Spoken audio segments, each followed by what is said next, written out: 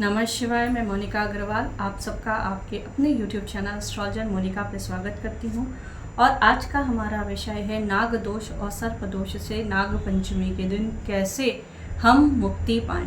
ये दोनों ही दोष हमारे जीवन में बहुत ज़्यादा प्रॉब्लम लेके आते हैं, फाइनेंस रिलेटेड लेके आते हैं, हमें पारिवारिक सुख नहीं मिलता, हमें नौकरी में बहुत सारी बाधाएं आती हैं, नौकरी मिलते मिलते रह जाती है, विवाह में बाधाएं आने लगती हैं, विवाह नहीं होता, विवाह के बाद सुख नहीं रह जाता है, संतान प्राप्ति नहीं होती।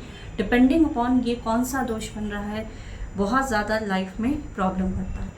तो जनरली लोग नाग दोष और सर्प दोष को एक मानते हैं, लेकिन ऐसा नहीं होता है। जो नाग दोष होता है वो थोड़ा डिफरेंट होता है सर्प दोष से। तो नाग दोष में क्या होता है कि जब राहु या केतु चंद्रमा या शुक्र के साथ युक्ति बनाते हैं तो उस समय नाग दोष होता है। ये वैवाहिक जीवन में सुख को पूरी तरीके से ख़त्म कर देता है, तलाक की स्थिति को लेकर के आता है, और कभी कभी जीवन में संतान की उत्पत्ति नहीं होती या फिर गर्भपात हो जाता है। ऐसी बहुत सारी कठिन समस्याएं नाग दोष की वजह से हमारे जीवन में आती हैं। अब बात करते हैं सर्प दोष की। तो जो सर्प दोष बनता है उसके जो है कई प्रकार होते हैं। एक तो काल सर्प दोष होता है जिसमें राहु और केतु के बीच में ही हमारे सारे ग्रह आ जाते हैं कुंडली में, तो वो काल सर्प दोष लेके आता है और ये बताता है कि हमारे जो है पूर्वज हमसे नाराज़ हैं और ये बहुत तरीके की समस्याओं को जन्म देता है। दूसरा होता है हमारा सर्पगंध दोष। तो इसमें क्या होता है, राहु और गुलिका का जो संबंध होता है वो हमारे द्वितीय भाव में जब हो जाता है तब बहुत ज़्यादा समस्याएं ये लेकर के आता है।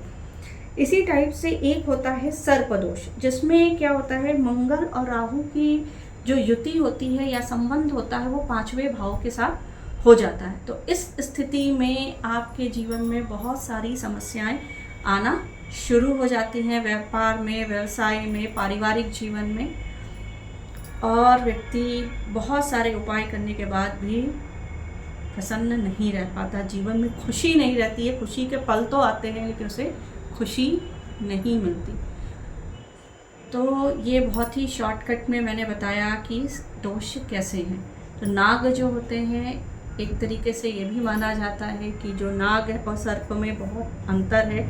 नाग देवताओं की तरह पूजे जाते हैं, सर्प को थोड़ा निम्न श्रेणी में रखा जाता है। नाग थोड़े बेनिफिक भी होते हैं लेकिन सर्पों के लिए थोड़ा डिफरेंट हम वो रखते हैं। नाग को हम जो है सूर्य से एसोसिएट करते हैं, वही सर्पों को चंद्रमा से एसोसिएटेड माना जाता है। तो इनका सबसे बड़ा उपाय क्या है नाग दोष सर्प दोष से मुक्ति प्राप्त करने का? तो सबसे बड़ा उपाय होता है ओम नमः शिवाय की चैंटिंग, शिव की पूजन और शिव के मंदिर की सफाई करना। शिव के मंदिर की जो सीढ़ियाँ हैं उनमें एटलीस्ट 10 दिन तक झाड़ू पोछा लगाना बहुत ज़्यादा फायदेमंद होता है। सेकेंड इम्पॉर्टेंट थिंग होती है स्तोत्रों का पाठ। जैसे कि आप सर्प सूक्त का अगर पाठ प्रतिदिन करते हैं, स्पेशली नाग पंचमी के दिन नवनाग स्तोत्र का पाठ प्रतिदिन को करते हैं या नाग पंचमी के दिन करते हैं, या फिर अगर आप प्रतिदिन स्कंद षष्ठी कवचम का पाठ करते हैं तो आपको इन दोषों से मुक्ति ज़रूर मिलती है। मोस्ट इम्पॉर्टेंट है नाग पंचमी के दिन हम कैसे पूजन करें कि हमारे ना शांति हो। तो एक तो बहुत प्रोमिनेंट रेमेडी है कि आप चांदी के 2 नाग नागिन का जोड़ा बनाइए, मतलब एक पेयर लीजिए जो कि चांदी के हों, छोटे से हो सकते हैं। और अगर आपको चांदी के नहीं मिलते हैं आप कच्चे सूत में 7 गांठें बांध करके ऐसे 2 बना लीजिए और गांठ बांधते समय सर्प गायत्री मंत्र का जाप करें। तो इसको आप बना करके इसको आप एक प्लेट में रख करके या तो मंदिर में ले जाके या अपने घर में ही इनका प्रॉपर पूजन करके दूध इनको डाल के बताशे इनको चढ़ा करके और नाग के जो कवच स्तोत्र हैं उनका पाठ करके आप इनके गायत्री मंत्र का पाठ करके गायत्री मंत्र का जाप करके 108 बार कम से कम इनसे अपने कर्मों की क्षमा आप मांगते हैं। और उसके बाद इन गांठों को खोलते हुए भी अगर आपने सूत लिया है सफ़ेद रंग का कच्चा सूत, तो सर्प गायत्री मंत्र का अगर आप जाप करते हैं और 108 बार कम से कम, और फिर शाम के समय इनका प्रॉपर विसर्जन किसी बहते हुए जल में कर देते हैं। अगर चांदी की हैं तो उनका भी आपको करना है, और ये वाइट थ्रेड है तो इनका भी आपको सेम तरीके से विसर्जन करना है फ्लोइंग वाटर में। अगर फ्लोइंग वाटर नहीं मिलता है तो एक क्लीन पॉन्ड में भी आप विसर्जित कर सकते हैं। तो एक उपाय ये हुआ। सेकेंड रेमेडी आप क्या कर सकते हैं कि आपके घर के आसपास अगर मदार का पेड़ है या फिर पीपल का पेड़ है या बरगद का, जो भी है, उसके नीचे आप एक लोटे में थोड़ा दूध, जल, बताशे और कच्चा सूत लेके जाएं।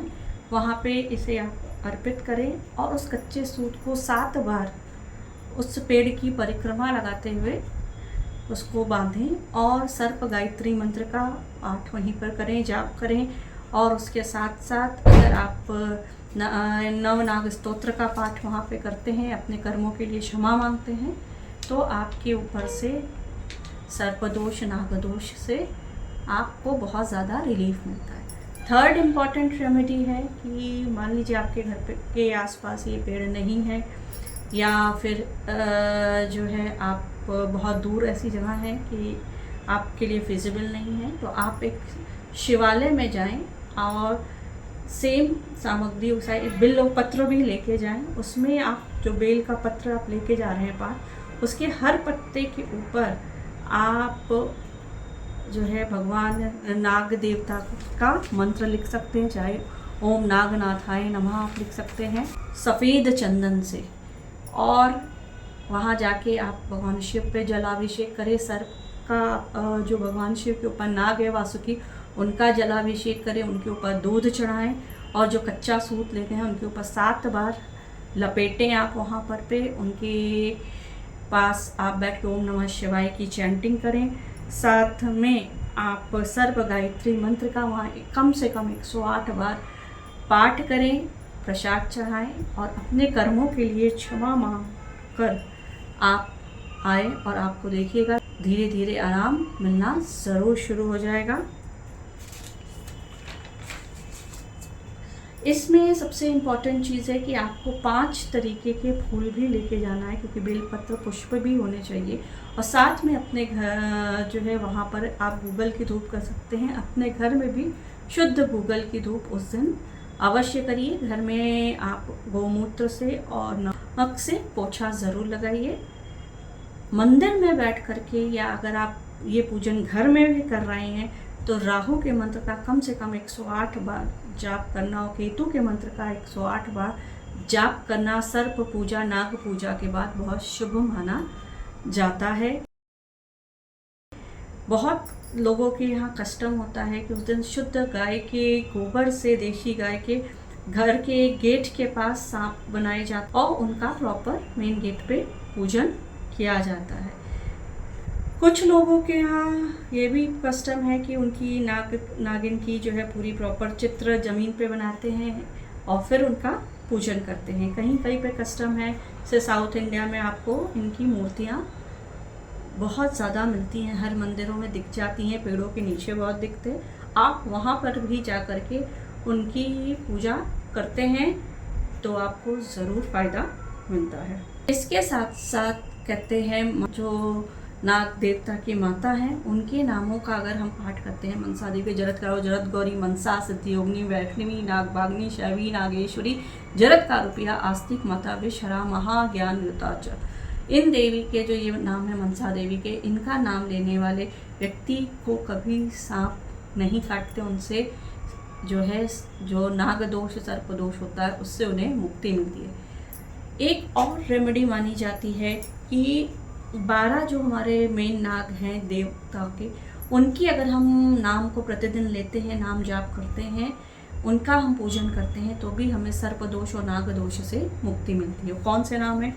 अनंत, वासुकी, शेष, पद्म, कंबल, करकोटक, अश्वतर, धृतराष्ट्र, शंखपाल, कालिया, तक्षक और पिंगल। इनके नाम लेने से इनकी जब भी हम सर्प की या नाग देवता की पूजा करते हैं तो ये नाम भी अगर हम लेते हैं उस समय तो हमें नाग दोष से मुक्ति मिलती है। तो आशा करती हूँ आपको ये वीडियो ज़रूर पसंद आया होगा और इस वीडियो को ज़्यादा से ज़्यादा अपने लोगों के साथ शेयर करें ताकि ये इन्फॉर्मेशन सब तक पहुँचे। नाग पंचमी 9 अगस्त 2024 की है।